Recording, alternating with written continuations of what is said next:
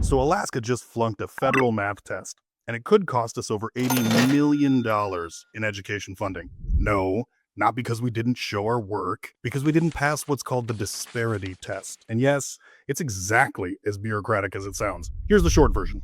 The federal government gives what's called impact aid to school districts that lose property tax revenue due to federally owned land. That's fair enough. But states like Alaska can only count that cash towards their own school budgets if they prove funding between school districts isn't wildly lopsided. The federal rule says that gap can't exceed 25%, and Alaska clocked in at 26.88%.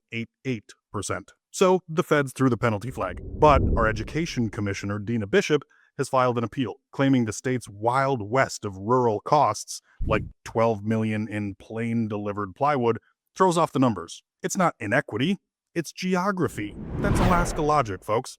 She's hopeful.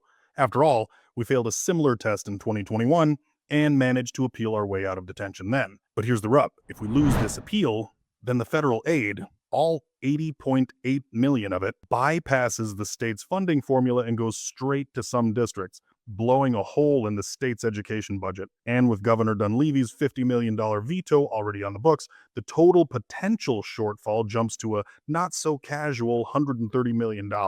It's kind of like balancing your household budget, assuming that you're getting a refund check, and then realizing the IRS doesn't agree with your math. Lawmakers could override the veto and patch the gap, or punt it to the January session and pray inflation doesn't eat what's left. Bottom line is, this isn't just about spreadsheets, it's about whether every student in Alaska, rural or urban, gets a fair shot. If we don't fix the formula or fund the fix, we're all going to flunk the real test, and that's our kids' educational outcomes. And there's no appeal that's going to save us from that.